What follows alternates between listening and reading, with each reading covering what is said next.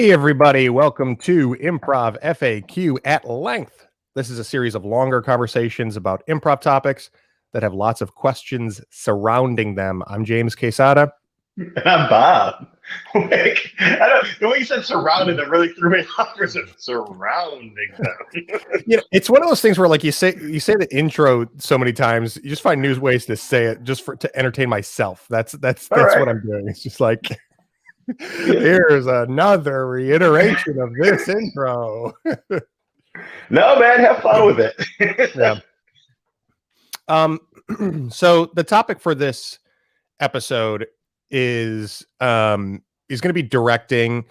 It might even lean a little bit more on like creative process, or just process in general. And I'm sure that we're going to touch on things that we've talked about in previous episodes, namely shows that we have directed. And we might touch on things that we've already talked about. But could you hear all that? the doorbell and the door slam. Oh, okay. I wasn't sure what it was. I wasn't sure if it was a computer or it was like real, like life. Yeah. No, I am expecting a package today, and I tracking it like 10 stops away, supposed to be here at 11:30 or whatever. And I'm like, I know exactly what's going to fucking happen. I'm going to start this podcast, and then there's going to be a bell at the door, and then you live with like 15 people. Can't someone else open the door for you today? Yeah, but that doesn't stop the bell from getting rung. That's true. We're not Spider-Man for shipping deliveries. That old saying. Yeah. we don't have an Amazon Spidey sense. Yeah. But anyway, we might touch on things that we've talked about, but I want to look at them through the lens of directing, because I think that will be it's a valuable topic. We also, just so it's not a surprise to anyone if Pete suddenly shows up, we invited Pete to be part of this episode because a lot of the things that Bob and I work on with Pete, and we would love to have him hop in and chime in on the conversation.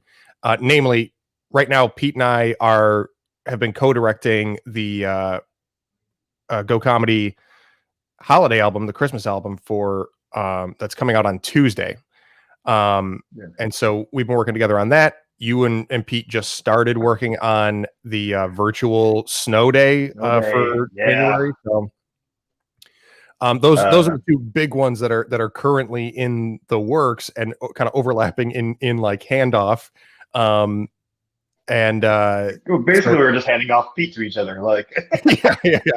Yeah. So that's why he's not here, because the guy needs some rest from the both of us.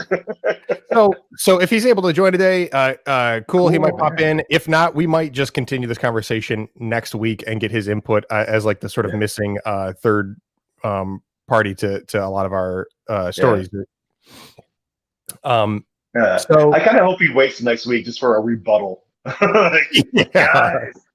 Oh man. Yeah, I got notes. Listen. And maybe we can start by being a little bit more general about directing and creative process before we start kind of applying it to the projects that we are currently working on. Because I was thinking about like, especially because in the virtual world now, like the learning curve over the past, I guess 8 months of having to do things online, has just sort of like refreshed the challenges of directing in a whole new way.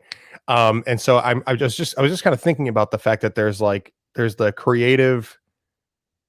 creative vision and stuff that comes along with directing, and then there's also the organizational stuff and communication that comes along with directing, which is a very frustrating couple of roles to balance, because you want everything to be about creative vision, but really a lot of what it comes down to a lot of the time is the organizational stuff, and that's tougher in the virtual world, right?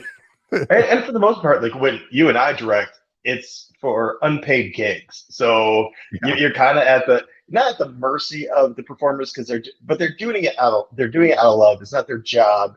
You can't you can't hold a paycheck over their head. You just gotta hope they want to participate as much as you want them to participate, and that they're all it's gonna be all hands on deck. Yeah, and And that's a great point, and that's like kind of like a cross section between the creative visioning and the organization or the communication, is because you have to be able to communicate that vision, and especially yes, when people's only incentive is the satisfaction of working on something cool and exciting and right, creative, you have to be like always reminding people the more work that you do, like yeah. what it's for, why, how it's worth it, and whatnot. Yeah, yeah, your job is pretty much to inspire because that's what they're getting out of it. Like the satisfaction of being some part of something bigger than themselves and doing it Yeah, well. Yeah. yeah. So okay, I lied. Maybe let's talk about some of the specifics first, because Okay. Yeah. because now I'm curious. Like, Okay. would you agree that is it harder? There are things that are harder or easier I in the think virtual world than doing it in real life. Real I, life. I think it's slightly easier because a lot of people have more time because there's not as much distraction of the outside world because nothing's open. They know it's going to miss rehearsal because they have dinner plans because you can't plan a dinner at a you can't go out to dinner. But there's technical issues. What if someone has a bad internet connection or their equipment isn't up to snuff? Like they have an old cell phone, and you can't, because it's not a paid gig, you can't tell them to spend money on those things, and or Yeah, because it's an unpaid gig, and because we're in the middle of a pandemic, you can't be like, "Hey, oh time yeah, to I forgot about that upgrade your part. gear." Like, Yeah, time to get to 5Gs, baby. yeah, We gotta make a show. yeah. But so, what about how have you found it? Like, just communication wise, and I guess I'm thinking of like the Digibits tournament, directing that. Just like there's a lot of people to communicate with, Right. and um, and with Snow Day, there's going to be even more people to communicate with, right? Yes. Or Yeah. is probably more, right? Like, Way more. yeah, yeah, Yes. Well, I think learning. You gotta find what form of communication works best with the group you're working with. Because sometimes you can do something as easy as an email, and as long as you're clear on what information you're trying to relay in your email, it's fine. But sometimes there's some people who don't communicate that way. They need a video or a phone call, or more hands-on because they need the give and take of a conversation for them to wrap their mind around something. Or yeah. it's how people like to communicate in different ways and retain information in different ways, and you have to respect that, and almost cater to that, and try to find something that appeals to the masses. But sometimes you have to go back and pick up the pieces. Yeah, and I mean, that must yeah, have been part of the deal too, because like when you're doing something as complicated as putting an album together, you have to organize all that and all the moving parts in the Christmas album. It must have been probably a difficult yeah, thing to rein in talent and production. it was definitely easier this time around because we had done the one before. But like what you were just saying.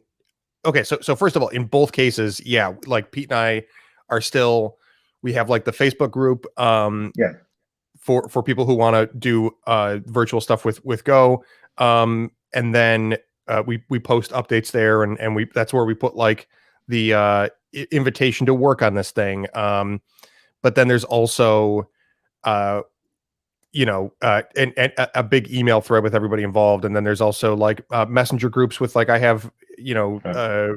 a thread with the audio editors, and then I have like individual threads with like people who are like Matt Wixon is doing like music and stuff, so and helping out with some of the organizational things, and idea pitching, and so I have like a one-on-one with him, and it's like keeping track of all those different places where um things work well for a group and for individuals, because uh you have to keep track. Everybody does this, Right. and again, especially now in the virtual world with all these different things, knowing what is the best way to communicate with somebody.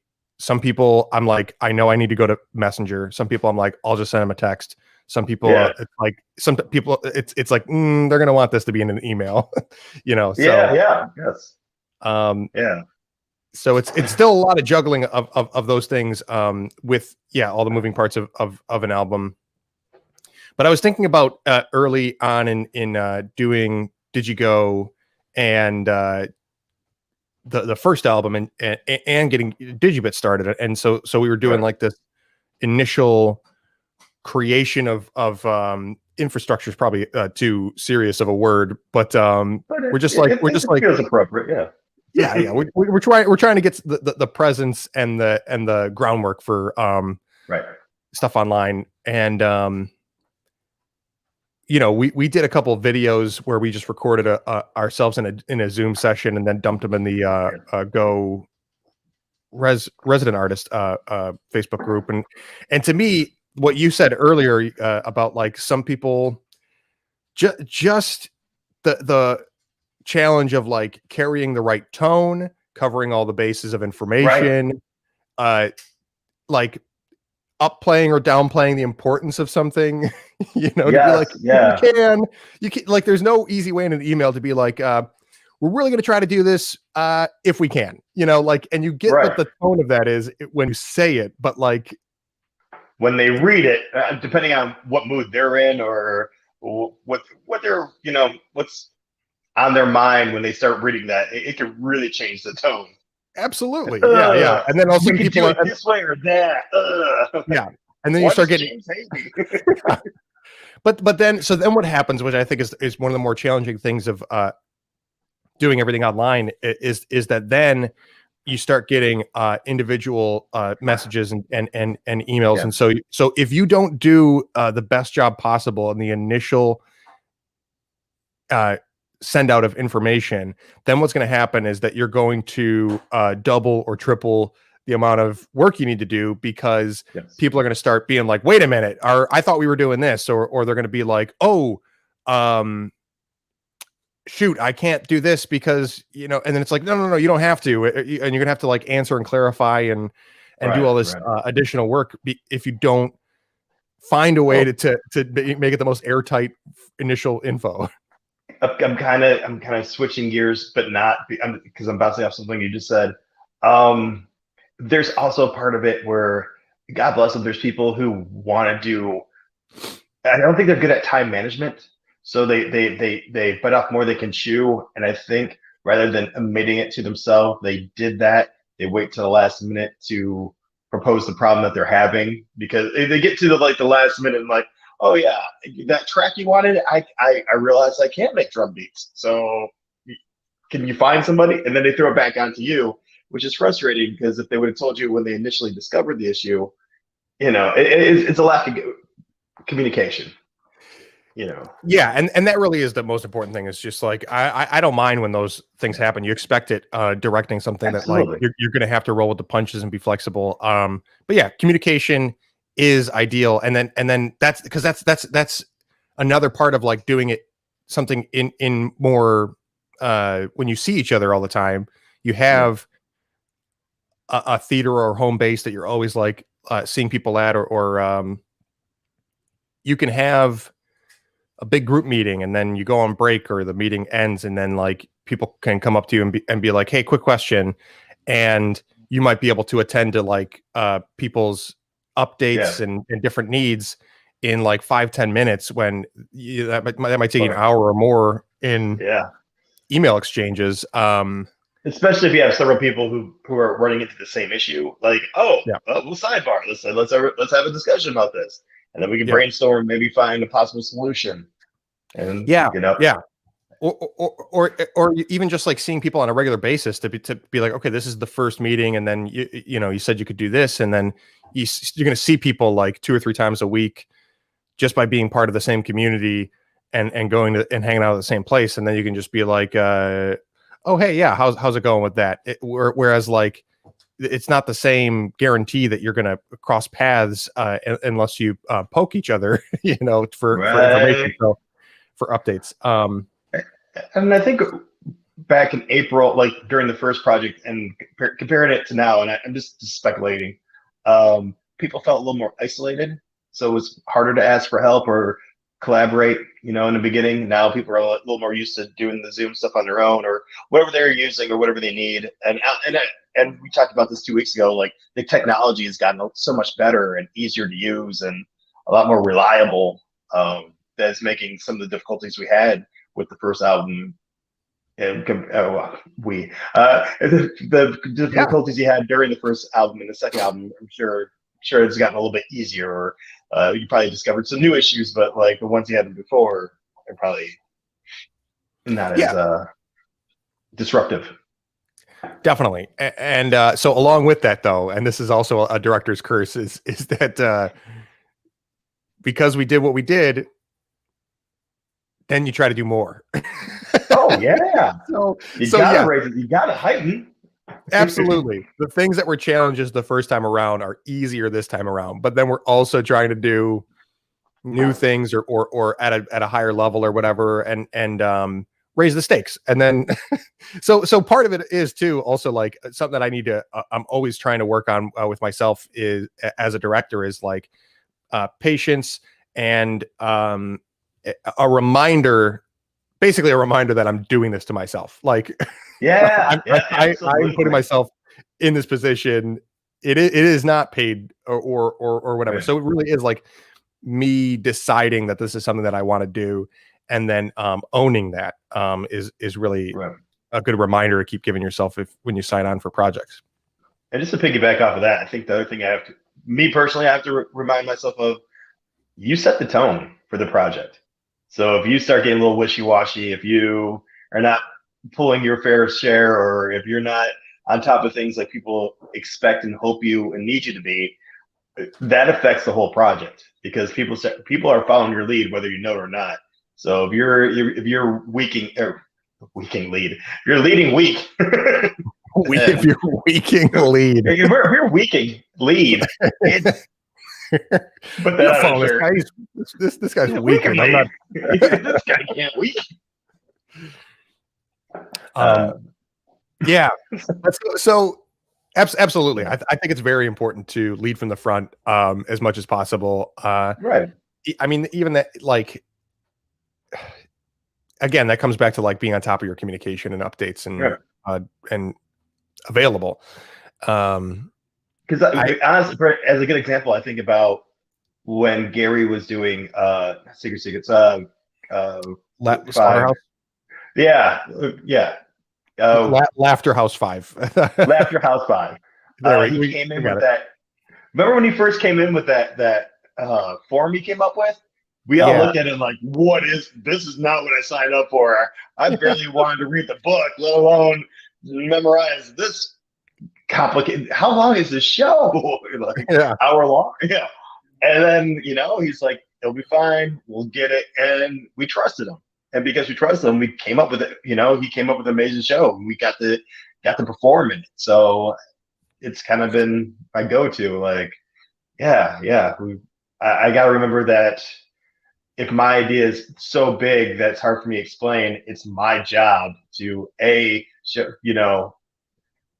not necessarily whittle it down, but find a better way to explain it. Because people want to do the big stuff. They want to be part of something big. What draws people to the stage. Absolutely. Yeah. And that's such an important point. Again, maybe that's the through line of this conversation is the communication side, because again, as a director, it is your responsibility to communicate and set expectations and tone. And so what you said, that like you have to find a way to communicate it better, that is something that is an important principle to keep in mind. That if people are not understanding or seem to be misinterpreting what you're laying out, it is your fault as a director. You need to find a different way to get that communication across. Absolutely. Sometimes the truth is that it can be a little too late, and you have to like if you this is where what I've really learned is that sometimes you get to a point in a process. Maybe maybe in the Gary situation, you hand a piece of paper and you forgot to preface by saying like, when you look, I think he did actually say, when you look at this, it's going to seem overwhelming. But if he didn't say that and he hands it to us and we're like, what is this? Then he'd be like, oh, sorry. I should have said, it's going to look complicated. I promise it's not. It's just the way that I chose to write down the idea. You can correct that. But like, there are some times when you get deep enough into a process and you're like, fuck, I should have done this at the beginning in the first meeting. And then there's no going back and changing that. You just have to be like, okay, note for the next process, which is unfortunate. And that's a really frustrating spot to be in, is being like, okay, I can't change the expectation that I didn't set. Now I have to do the best I can, knowing where the expectations have been misaligned. Absolutely. Absolutely. What are you guys finding? Are there things that you learned from like digibits or just like the? Like we learned so much from digibits. Yeah. But stuff that you're implementing into Snow Day, like even just from the beginning of like sending out the invitation to submit and all that. We are still in the process of solidifying what the Snow Day virtual thing is going to be, gotcha. Because we don't want it. No offense, but we don't want it to look like every other show. It's something, and I'm trying to wrap our brains around that. But there's so many opportunities we also don't want to miss out on, because we have people who we can invite people from all over the world. So like figuring out like for example, if some of our friends in Amsterdam want to perform, it's at 3 o'clock in the morning our time. It's only like 2 p.m. on their time, so that might be a great time for them to perform. Like just like the simple stuff. So right now we're in that process, and we're just figuring it out right now, especially because P is working on the Christmas album that comes out on Tuesday. Yeah, on Go Comedy's Bandcamp. But that's the big thing. And then like I'm more trying to figure out like not trying to figure out. I want to get the promotions and everything else solidified. Because there's stuff that we do during Snow Day. Well, first Snow Day is the show. That comes first. We put that together. We always come up with the schedule. That's the first thing we do. But there's the extra stuff, like we have the raffle, the 50/50 raffle, the prize raffle, all those other things that we do to make money. Trying to figure out how to do that virtually is going to be interesting. So because just because it's virtual doesn't mean I'm going to lower my expectation about the money we raise. We're doing this for Gilda and for Pete's mom and for Tim, and I'm not going to relax my goal because it's a little bit harder this year. That's the kind of director I am. I'm like, challenge accepted. Time to do it, different, but just as well, which or better. Again, it's a positive. There's pressure there. It's kind of double-edged, right? Right. Because there's a positive mission, especially when it's a good cause. I mean, there's honestly no easier way to remind people why it's worth doing the hard work than when you have a mission statement and a good cause like that. But it also does remind me that like there's also pressure to deliver that comes along with being in the director role too, and that can be a really good, useful thing. It can also be a really super stressful thing. I especially with Snow Day, like I totally agree what you're saying, because the goal is so personal to me. I don't mind the stress; it just drives me. But there's been other times where I don't like the stress, like in other projects we've done. Like I hate the stress. I don't want it doesn't feel like a fun puzzle. Yeah. It's and then again you have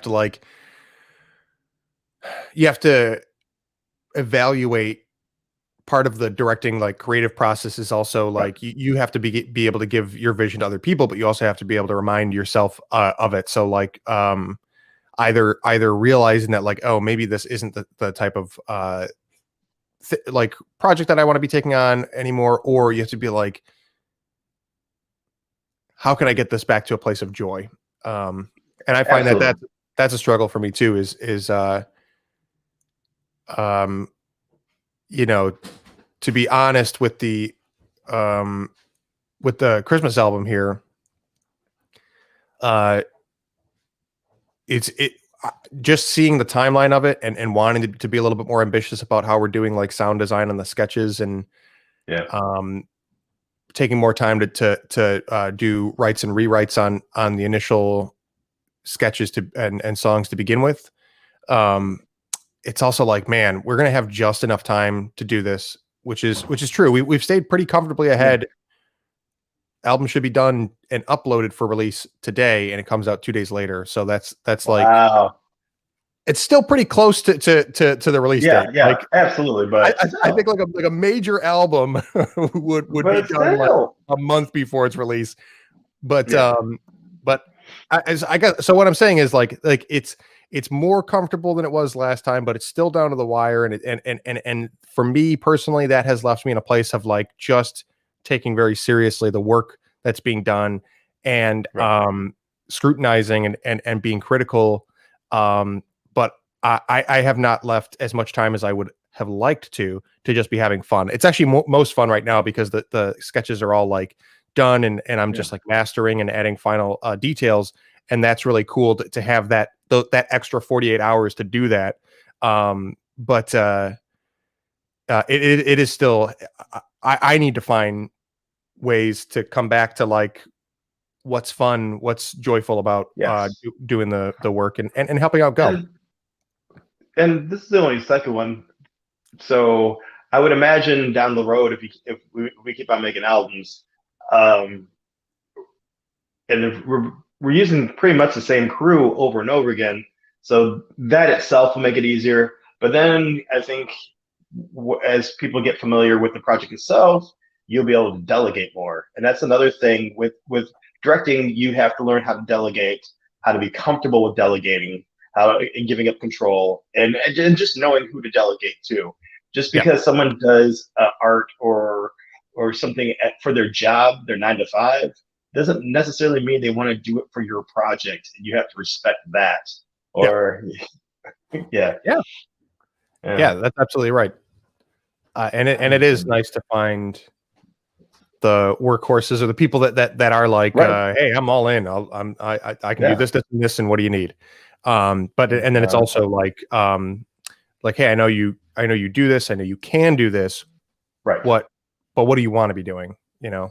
Yeah. Yeah. And that's why I always appreciate people like Sean Gold or Heather. Like they've always lend out, but they've always been very honest with what to expect, what kind of timeline, if there's anything, going like, because I can't do what they do, but when they do it very well, and they do the best, as fast as they possibly can. And Yeah. they've always been very honest. So that's awesome. There's so many, and I can name a whole bunch of people who help us out. Like, Yeah. when it comes to like the graphic art stuff, or like Magyar, like helping us during the videos for Digibits. Like that was awesome. Like, then he explained how long it took to make a 2-minute video, and I felt super bad. Like, God, we asked him to make like 10 of those things. Yeah. Poor guy. Yeah. Well, yeah, and it is what it is because it's like again, I won't speak on Mike's behalf, but like for me, anytime I get it, yeah, anytime I get it's a chance to do this is how I'm going to relate this to directing. Okay. Finding ways to gain from the work that you're doing. Because if Mike works on the videos and now he knows how to do basic animation and put together a cool video like that, he's gained a skill and a portfolio piece that he doesn't have before. Right. I think about it the same way with directing. It's like, what can I gain from even though it's the support go, I'm not getting paid. None of us are getting paid. I'm thinking of like, what can I gain from the experience this time around that I didn't have before? So, which is part of the reason I want to do a higher, like more ambitious sound design is like, okay, let's really see how cinematic we can go with this stuff. And I do the editing for this, the editing that I did for the couple sketches that I worked on, I did in a different software than I typically use because it's more industry standard. So I want to get familiar with the same thing that I know how to do in my familiar software in a different software. And I took that opportunity and am glad I did. So it's like you also have to, it's good to just be like, am I just doing the same thing over and over again? Or can I find a new way to grow from the opportunity to work on this that will benefit me with or without monetization? I love that. And I think that's the way everybody should approach any art they're doing. You're a photographer, you're an improviser, you're an actor. If you do the same thing repeatedly over and over again, so you're really good at that one trick. Cool, your one trick pony does that trick very well, but what else can you do? Show me your range. Challenge yourself. Like you said in the beginning, like, on the second album, I'm doing a little bit more. You know, the problems of the past, I already know how to fix that. How can I grow as a producer, director, actor, or whatever? That's part of the as stressful as it can be is also the fun. You know, it's like I always call it a puzzle. Can I finish this puzzle? Yeah. If I've done the same puzzle 100 times, that gets boring. You have to add to it. Yeah.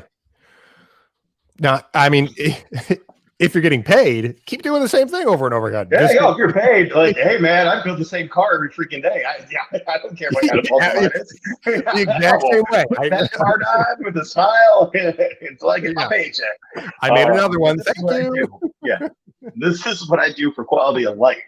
This is my passion. But there's a difference. I'm not learning how to build an engine. I don't care. But I think a perfect world is you do both, right? You know, if you can make money off of it, great. Sometimes that can get you in a spot where you feel kind of trapped in doing the same thing and only having time to do that because it pays. So if you can make money and also challenge yourself to grow in new non-money ways with each project, then you're really in an incredible spot. Like that's the most ideal situation. That whole sentence made me think of Adam Sandler. Adam Sandler? Because Adam Sandler, like, I used to really love his movies. And then not so much.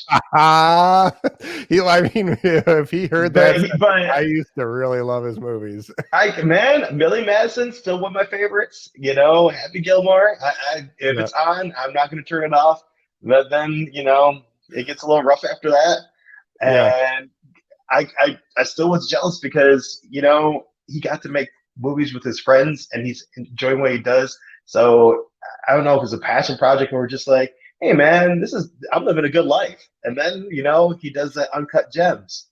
And we're all like, oh shit, the guy can act. The guy can do something, like he can get out of his comfort zone. That's pretty fucking cool.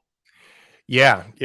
That is, I mean, I this might be a little tangent we go down, but I love seeing actors do that. I mean, Jim Carrey or Robin Williams, people that go into more serious or just stretch their acting abilities in different roles is so interesting to see. Some people don't like it. Some people are like went to go see The Majestic with Jim Carrey or more recently would have gone to see Adam Sandler in Uncut Gems and been like, where's Rob Schneider? Why is he going, oh, yeah, I want to make one like this. Ooh. Yeah, this is dark. He gets shot. Spoiler alert, he gets shot in the face. I've a couple times heard the idea of do one for them, do one for you. So like that's probably a good principle in a lot of ways is like if you're struggling with the expectation of like the thing that you're known for or the thing that you are kind of whether I don't know if it's typecast or like you said, like if you do graphic design or you do music or whatever, and people are always asking you to do that, sometimes I think it's a good principle to be like great, let me do for every one that I do based on somebody else's expectation or want from me, whether that's an audience or collaborators or an employer, do one for them and then make sure that you match that with one for you. Do something that you want to do, carve out the time, set aside the time to be like, this is a project that I'm curious about, interested in, passionate about, and want to see how it evolves the things that I can do. Absolutely. Yeah. Or that it's just for fun. Because with Adam Sandler is a great example also, not just of branching out in acting roles, but just being like, I'm a millionaire. I'm going to do another movie with my friends. That's one for him. He doesn't care how that does at the box office. I forgot what the name of the movie was. They had like all his friends in it, like, and they were just playing, I think his parents or something, and they go on vacation, and it was just a way for them to get their vacation paid for. Like, okay. yeah. Something. I'm gonna look it up. Something about adults. I don't know. Yeah, cool. But I think that's a good grown-ups. Grown-ups. Yeah. Did Julia just yell that at you, or like? No, I looked for Adam Sandler movies just in Google, and it's one of the first. Just the way you looked off camera, I thought someone was like, "It's Grown-ups." Come on, James. Grown-ups, you dumbass. You dummy. Parents are thinking of Big Daddy. Sandler. Yeah. Yeah, but well, okay, so I don't know. I feel like we've covered a good amount of ground on this conversation, on the communication front, and maybe we can kind of put a pin in it for next week if Pete can join us to talk about a little bit more of like the. I would be really curious to talk more about like what are the things that no matter what the project is, like what do you do to kind of like find your own home base for organization or like stress management? Even like pre-project stuff. Like let's maybe talk about that next week. Like what be even before you cast it, before you put anything on paper, or probably after, because you should write it first. That's my opinion. But after that's done, where do we go from there? That'd be cool. Yeah. I know for me, one thing I'll just say as a kind of preemptive point on that topic is that like, you got to find your way for getting your ideas out. Let's also pause and just say that our backdrops, for anybody who's an avid Improv FAQ at length viewer, they are jarred by this episode. People are like, I don't recognize these backgrounds at all. Where are you guys? Yeah. Bob is in his new house. Yeah, I'm in the improv loft, baby. Is it where are you? What room are you in? Well, this was supposed to be our master bedroom. We bought a bungalow, but our fancy platform bed doesn't fit up the stairs, so it's empty. So now it's what did you call it? The improv loft? Yes. Well, improv / yoga / painting, whatever Natalie does on the side loft. Yeah. It'll be, but you're going to use it as more of a creative studio? I think for now, the plan is, pretty much until we buy a new bed, or because now everything's cut it in half and put it up the stairs. Until I get a sharp enough saw to cut that Serta in half. It's not gonna happen. Yeah. What about you? What's with the disco? Well, this is great because that actually relates more to my point than I thought this tangent would. But yeah, behind me, this is Julia's background for she hosts virtual trivia, and for like the December festive holiday vibes, she's got this these blue streamers and whatnot. But behind the streamers and the this like bed sheet blue bed sheet is a whiteboard. Oh yeah. And Go Comedy in HQ and in both the training center spaces installed whiteboards. And so when I was directing shows for Go, I got really and teaching and I got really used to being able to just like go to the whiteboard and put ideas on there and kind of map things out and track things and whatever. And so in this space, one of the first things I knew I wanted was a giant ass whiteboard so that I can brainstorm and be creative. Because that's what I need in order to go from just an idea to actually starting to get it in motion to bring to life. Also having a dedicated space for whatever work that you're doing, whether it's just a sort of office workspace or a studio space. Just a corner of a room. Yeah. I do like that because you can put your project down and you can start right back from where you left it without, if you're one of those people who work on the kitchen table, you're gonna have to take it off to eat or whatever. It can get jarring. But also having this in a dedicated space, every time you walk past that space is a reminder like, hey, you got something that you need to finish. Yes. Sit down and do it. Yeah. I also agree about the whiteboard. I'm a big fan of the whiteboard. I'm a visual, like audio visual learner. So explaining something like a Herald or something, I like just putting it on the board to show people. But also to get my ideas straight, because this is a whirlwind up here. Having something I can just write it all out and move around is wonderful. So I'm a big fan of the whiteboard. Yeah, and for some people that's going to be a notebook. Some people it's going to be a spreadsheet. Some people it's going to be scrap paper. Like whatever it is, it's good. It's really good to find that stuff so you can just kind of like get it from in your head to on some. However you organize your information. Yeah. Okay. Well, I think that's a good place to put a pin in it, though, and pick it up hopefully with Pete next week. Yeah. Did you? Unless you had any other closing thoughts on it? No. Great. Groovy. That album comes out Tuesday. Yes. I'm very excited about it. Can we get the album? I'm sorry, I totally stepped on that line. Sorry. No. Go ahead. It's going to be on Go Comedy's Bandcamp. It's going to be $20.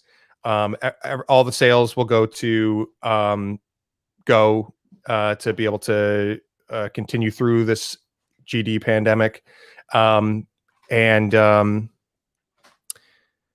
buying the album on Bandcamp gets you 3 bonus tracks. But beyond that, that's going to be where it's available immediately. In order to get it up on like Spotify and everywhere else, it has to go through a submission process. And like I said, I'm just finishing it today, so it's going to take longer for it to be in those places. It eventually will, but for the first place and the main place it's going to be available is Go Comedy's Bandcamp, and that's the best, most direct way to support Go Comedy. Support your local theaters, y'all. Yeah. Who's on this? I saw a list. Like I've been seeing like bits and pieces. There's like 20 people on it. Wixon did a lot of the music. Also Colin, Donnie, Moni, Catherine, Bergman's, Devins, Jenkins, and Rosnai, Smock, Carrie Sue, Heather and Mike both joined to do editing to help me out with the editing load, and then Bergman's and Moni also did their own edits on their sketches too. So that's awesome. Very exciting. And I can't wait for people to hear it. Are you gonna post a link under this one? This episode? Absolutely. You should. Yeah. Guys, ladies and gentlemen, there's gonna be a link. We're dropping links, kids. Drop the Yeah. links. And you can go there and buy the 10 by 10 album, or because you can stream it too, just to check out what's on there. But the 10 by 10 albums are on there, and also the DeBuro debut sketch album. But that's it. And thanks so much for joining. And we'll catch you next time on Improv FAQ at length. Bye. Bye.